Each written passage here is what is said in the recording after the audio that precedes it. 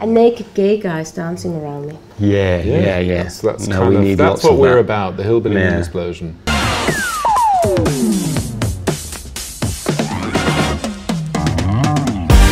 stood on the cliffs on a starless night.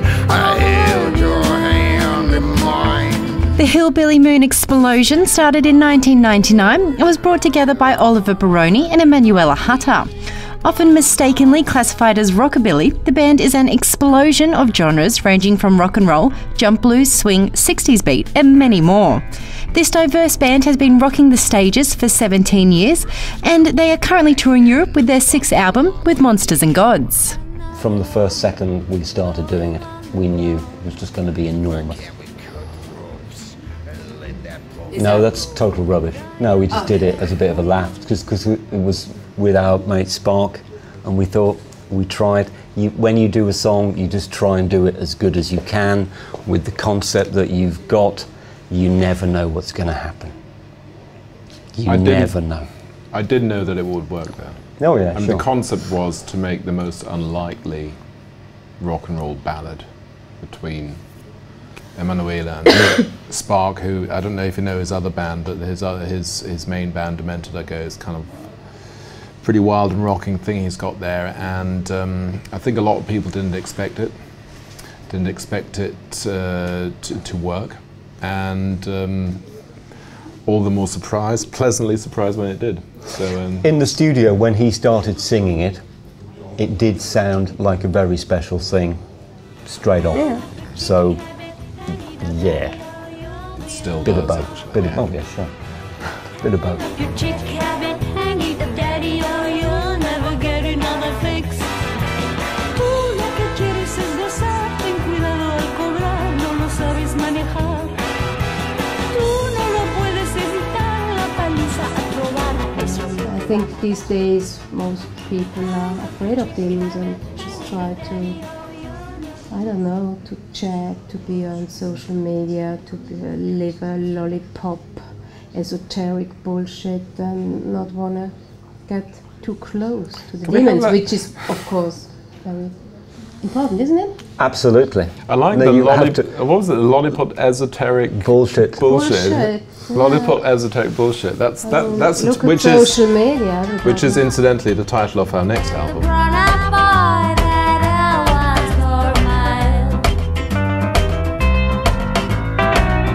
We all listen to different music, and the idea is that every song sounds a bit different. We don't like it when we go and see a band and you hear the first three songs and the rest of the set is exactly the same. There's a lot of bands around here doing stuff like that, and it's not for us. So we keep it eclectic, really. Says the man with the hat. Says the man with the hat. Keep it eclectic, dude. Exactly.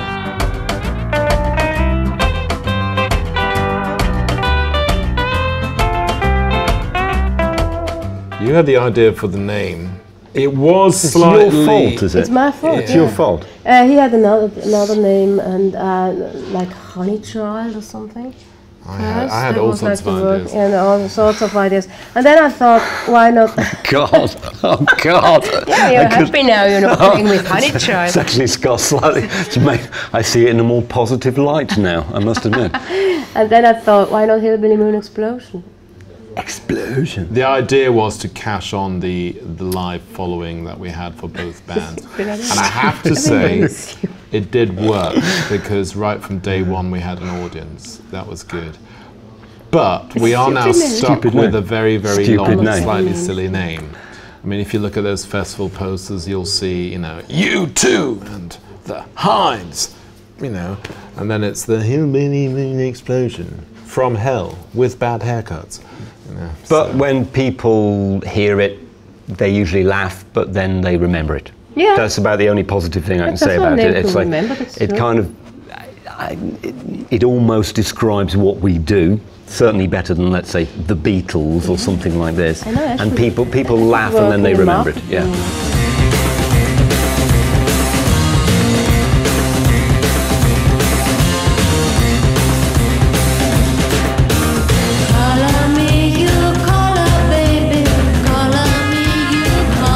You know what rock and roll is. Rock and roll isn't really throwing TVs into swimming pools and stuff like that. Rock and roll is just being a really, really good rocking band on stage, if you ask me. It's turning up on time, doing a proper sound check, being ambitious every time you want to play, going out there with the attitude that tonight, I don't care who else is playing, I only want them to remember us. And going on and giving it everything and doing that night after night, after spending 10 hours in a bus, hardly any sleep, getting to the hotel at 4 in the morning and repeating the process ad infinitum. That's, and if you can do that and take lots and lots of drugs and get drunk, go for it. I don't think we can. So we tend to take, anyone can. We take the job pretty seriously. Yeah. We're pretty ambitious when we hit the stage. We want to do the absolute best thing that we can do.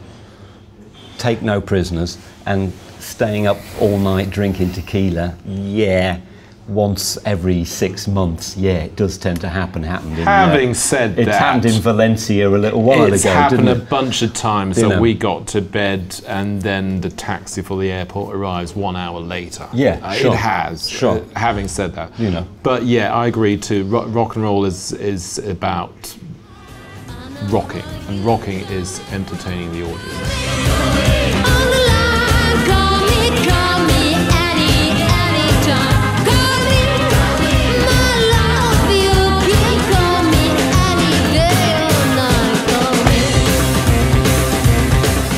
I hear millions of rockabilly bands. I don't hear anybody that's as good as us.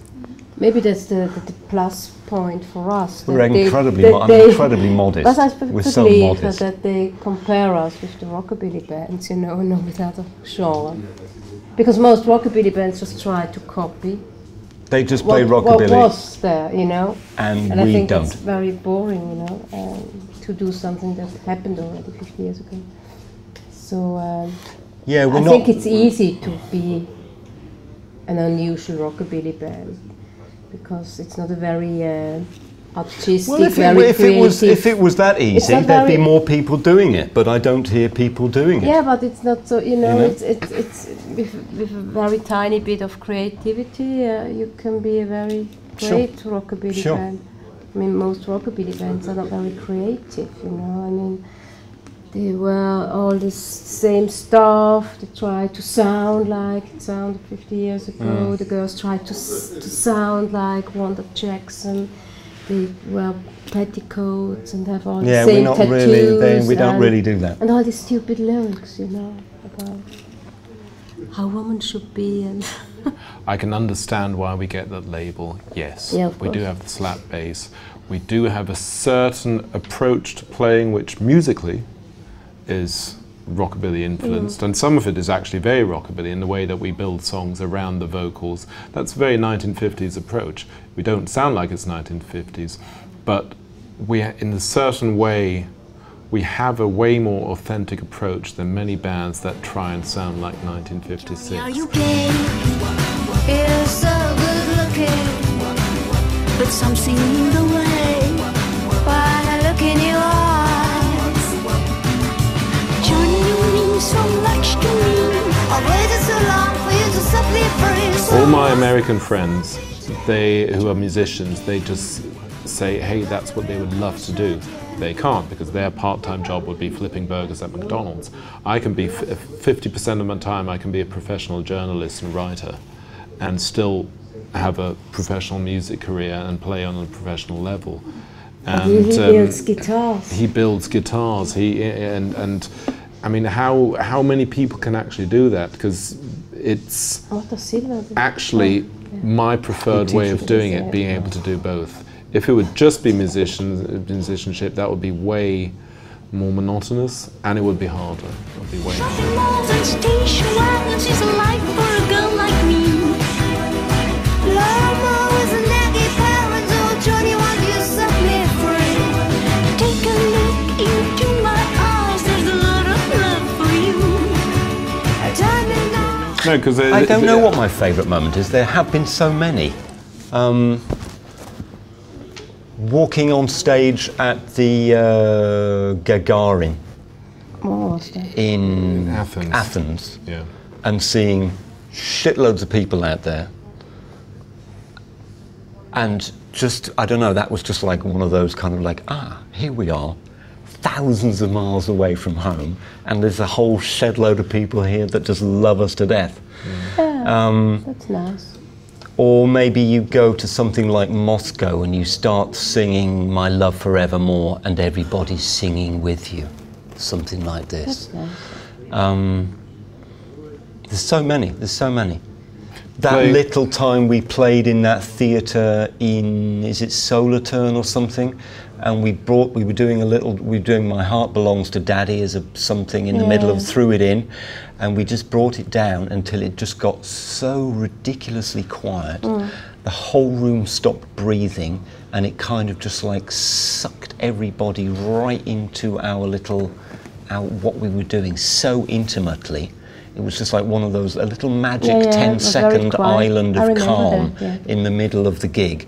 And that was just something that's very special. That's also more my moments. That's that's when it's special. When you can break the expectations. Or when Oliver split his trousers on stage the other day before we went on. I mean, that was pretty good too. You know, I mean.